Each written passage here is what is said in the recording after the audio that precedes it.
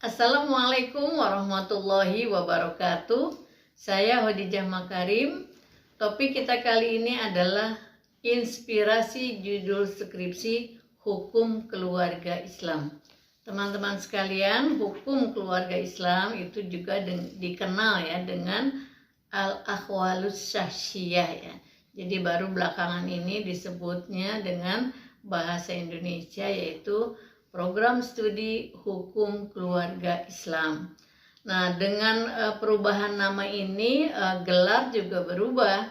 Kalau dulu teman-teman lulusan dari program studi ini bergelar SHI, Sarjana Hukum Islam, kini bergelar SH, Sarjana Hukum. Jadi gelarnya sama dengan teman-teman yang kuliah di Fakultas Hukum. Nah, baik teman-teman sekalian, bagaimana HKI itu mempelajari apa saja dan kemudian apa kira-kira yang bisa dijadikan inspirasi bagi teman-teman untuk menentukan judul penelitian, dalam hal ini adalah skripsi. Nah, HKI ini adalah mempelajari hukum keluarga ya, yang berwawasan Islam. Jadi yang berwawasan Islam tentu saja meskipun demikian tinjauannya adalah tetap multidisiplin ya. Jadi dasarnya Islam tapi tinjauan di dalam menyelesaikan masalahnya multidisiplin. Nah, hal ini dimaksudkan itu adalah dalam rangka meningkatkan kompetensi SDM dalam penegakan hukum dan keadilan.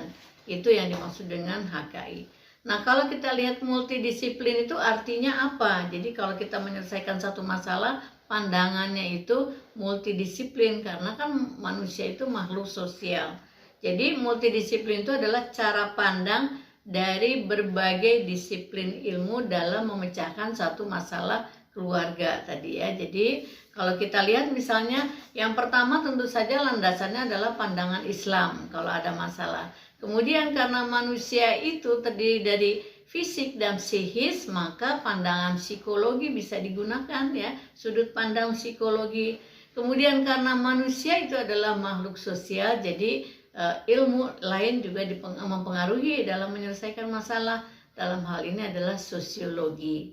Kemudian misalnya sosiologi ini adalah dalam kaitannya dengan hukum adat misalnya ya, jadi itu juga bisa digunakan untuk menyelesaikan masalah.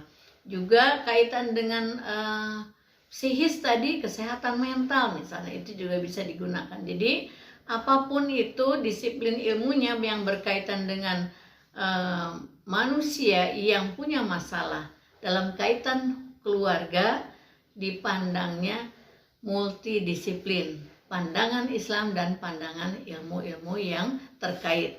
Sehingga masalah yang diselesaikan itu akan diselesaikan secara menyeluruh. Bahasa populernya adalah secara holistik. Nah, baik teman-teman sekalian, kompetensi utama dari lulusan prodi dari HKI ini adalah sebagai hakim ya, hakim peradilan agama, dan yang kedua adalah sebagai advokat. Nah, baik teman-teman sekalian, berikutnya kita lihat sekarang apa saja ruang lingkup yang dipelajari dari hukum keluarga Islam. Pasti teman-teman sudah tahu, ini hanya menguatkan saja, mereview ya. Ya, mudahnya mah biar teman-teman ngeh gitu, jangan sampai nanti dalam meneliti itu mengambil wilayah-wilayah di luar dari HKI gitu. Saya sampaikan ada 4 ruang lingkupnya ya, ruang lingkup besar. Yang pertama adalah tentang kewarisan. Yang kedua tentang wasiat, dan yang ketiga adalah hukum perkawinan. Ini yang ciri khasnya ya. Kalau ingat HKI, ingat masalah keluarga, ini adalah ingat hukum perkawinan. Dan yang keempat adalah peradilan agama. Jadi apapun masalah manusia berkaitan dengan peradilan agama itu menjadi ruang lingkup kajian dari hukum keluarga Islam. Nah, baik teman-teman sekalian, dari 4 tadi saya ingin sampaikan inspirasinya kepada teman-teman dari mulai tadi yang pertama, kedua, ketiga, dan keempat ya. Kita mulai dari yang pertama tentang kewarisan. Kira-kira masalah-masalah apa yang bisa menjadi inspirasi bagi teman-teman tentang waris? Nah, kalau kita lihat unsur-unsur waris kan yang pertama ada hartanya, harta peninggalannya, ada pewarisnya, dan ada orang yang menerima waris ya. Jadi ahli warisnya. Jadi itu unsurnya. Nah, kalau teman-teman mau membahas tentang masalah-masalah yang berkaitan dengan waris, lihat unsurnya, dari unsur mana yang mau diteliti ya. Apakah tentang harta peninggalannya, apakah ahli warisnya atau pewarisnya. Nah, kemudian kita lihat kalau kaitan dengan adat, misalnya hukum waris adat, itu kan ada yang menggunakan garis keturunan ibu dan garis keturunan ayah misalnya. Ya, kalau kita lihat kan dua-duanya ini masih berjalan ya. Kalau misalnya berapa banyak sih kalau menggunakan garis keturunan ibu, yang lebih populer dengan matrilineal ya. Kemudian yang garis keturunan ayah, mana yang lebih besar ya? Nah, kalau kita lihat dalam pandangan Islam yang mana yang dipakai, kemudian yang adat yang dipakai yang mana, dan itu dua-duanya sekarang masih berjalan gitu ya. Nah, ini juga bisa diangkat menjadi inspirasi. Kemudian kalau kita lihat di negara kita, hukum waris itu ada 3 ya. Yang pertama adalah hukum waris perdata ya. Yang kedua hukum waris adat, dan yang ketiga hukum waris Islam. Nah, jadi ini 3 ini sudah banyak masalahnya yang bisa dijadikan inspirasi judul skripsi. Jadi jangan sampai berputar di masalah perkawinan aja. Ini banyak, soal waris juga sangat luas pembahasannya. Kemudian masalah-masalah yang berkaitan dengan waris ini masalahnya banyak ya. Ada sebagian kelompok yang menguasai harta waris, ada yang tidak setuju dengan fatwa waris, ada orang yang menghalangi pada saat pembagian waris, atau mungkin pewarisnya berpoligami, bagaimana ini cara membaginya, dan masalah-masalah lainnya. Ya, jadi kalau kita lihat teman-teman sekalian, kalau mau deskriptif itu bisa melihat undang-undangnya aja, misalnya undang-undang kewarisan ya, yang terpadu secara nasional, tapi sampai sekarang sebetulnya masih belum dapat diwujudkan ya, karena masih ada masalah. Kenapa? Karena hukum kewarisan di Indonesia belum dikodifikasi ya secara integral, atau belum merupakan suatu unifikasi hukum ya. Itu bisa dijadikan telaah tersendiri. Lalu apa yang dimaksud dengan unifikasi ya? Nah, unifikasi itu adalah dilakukan pembentukan undang-undang perkawinan ya sebagai bentuk dari penyatuan berbagai macam hukum. Tadi ya, ada hukum adat, hukum Islam ya, itu disatukan. Bagaimana kita lihat secara unifikasi itu adalah penyatuan ya, penyatuan hukum yang berlaku secara nasional gitu. Jadi karena kita tidak bisa menghilangkan hukum adat sama sekali, karena itu masih dipegang erat oleh saudara-saudara kita yang masih kental ya, kepercayaan adatnya itu sampai sekarang. Kecuali orang-orang yang berada di kota besar misalnya sudah terpengaruh dengan kehidupan modern, itu sudah tidak terlalu memperhatikan hukum adat ya. Baik teman-teman sekalian, sekarang kita inspirasi yang kedua tentang wasiat.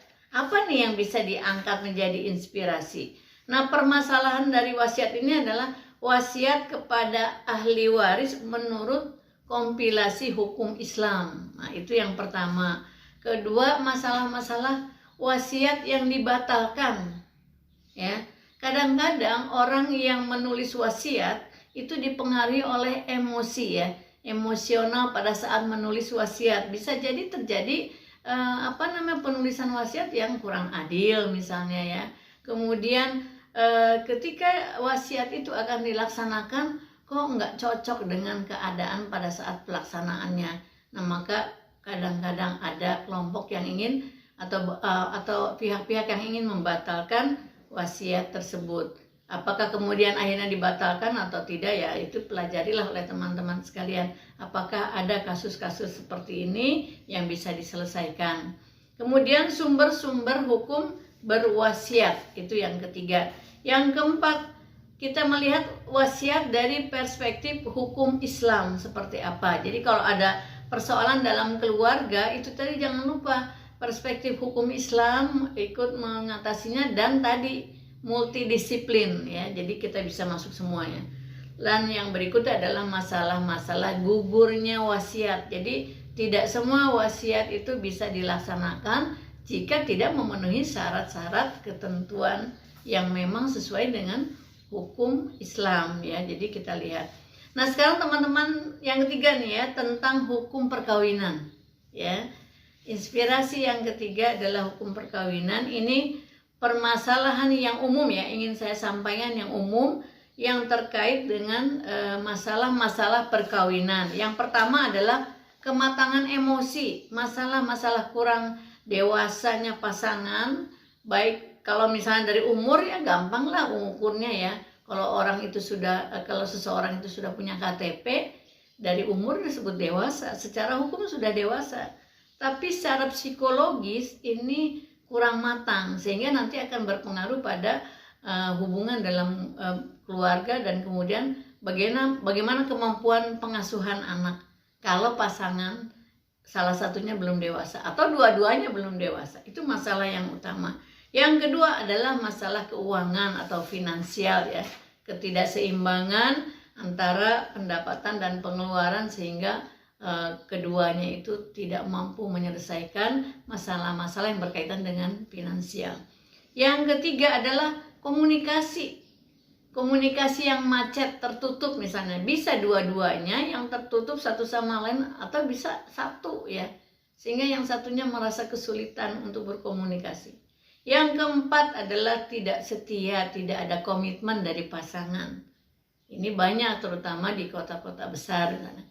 Kemudian yang kelima adalah masalah, ini juga masalah yang ya tradisional lah, baik di kota besar maupun di pedesaan, baik masyarakat modern ataupun yang masyarakat tradisional, yaitu adalah ikut campur dari keluarga ya, menjadi pihak ketiga ya. Jadi biasanya orang-orang yang diikuti oleh keluarga di dalam rumah tangganya ini punya masalah. Jadi yang kelima itu adalah ikut campur keluarga.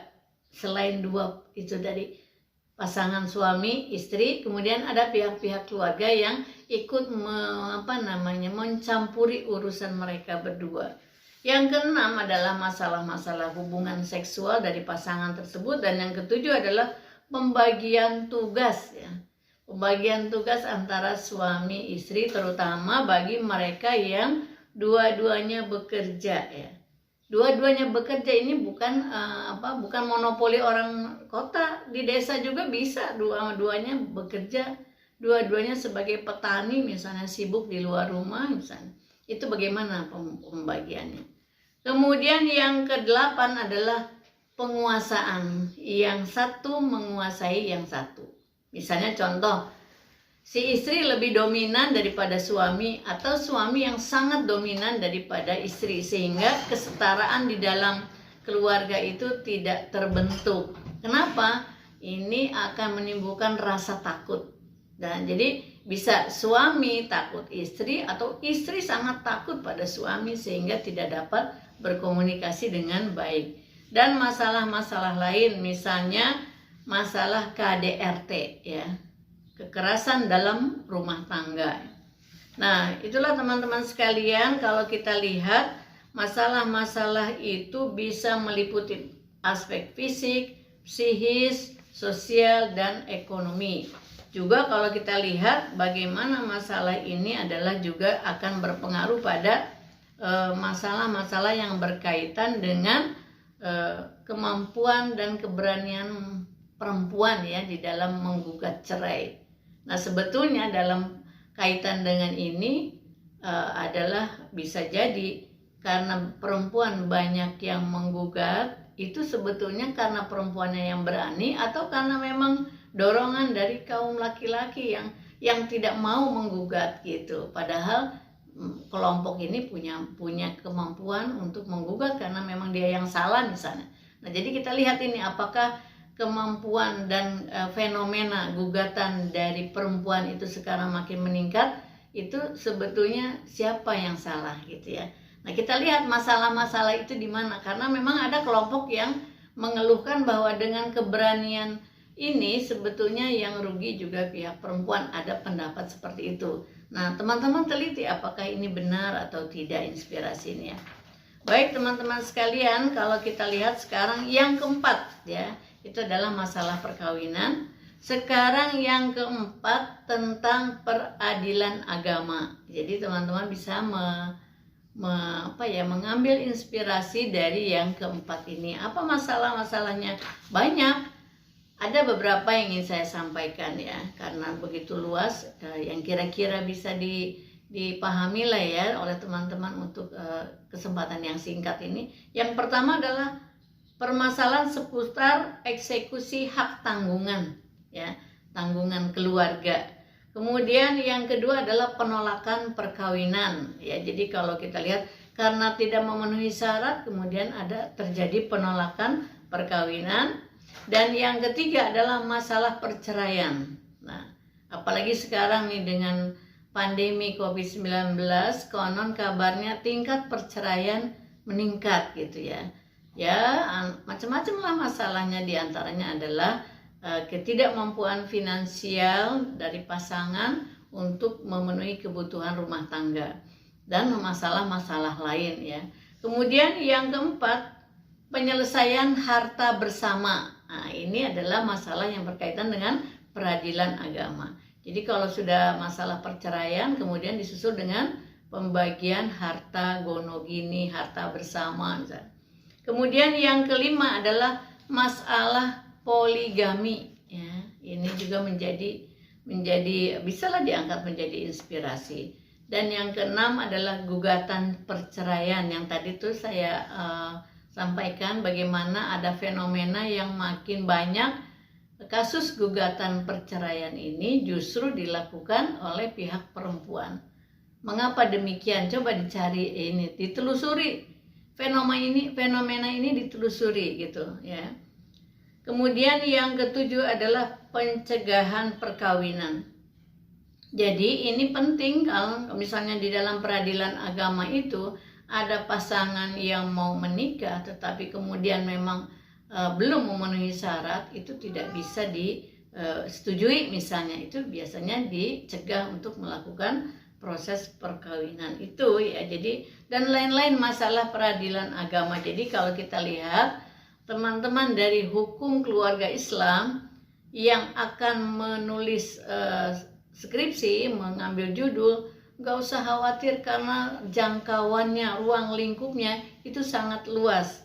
Yang penting terbuka ya, pikiran teman-teman terbuka. Kemudian coba lihat tugas-tugas yang sehari-hari itu yang bagus yang mana. Kemudian kalau misalnya teman-teman ada tugas yang tentang waris itu selalu bagus, nilainya A, ya udah itu aja yang digarap menjadi judul skripsi. Atau misalnya ada tugas-tugas yang lain tentang masalah-masalah perkawinan misalnya. Kalau membahas itu teman-teman punya kekuatan yang bagus, kemampuan yang unggul, ya udah itu dikuasai ya, dicari fenomena yang layak untuk dijadikan judul skripsi. Itulah teman-teman sekalian, mudah-mudahan apa yang saya sampaikan pada hari ini bisa menginspirasi teman-teman untuk segera menemukan judul penelitian. Bisa untuk skripsi, bisa untuk tesis ya. Tapi dalam hal ini saya ingin membantu teman-teman mahasiswa yang akan menulis skripsi ya. Terima kasih, mohon maaf bila ada kekurangan. Assalamualaikum warahmatullahi wabarakatuh.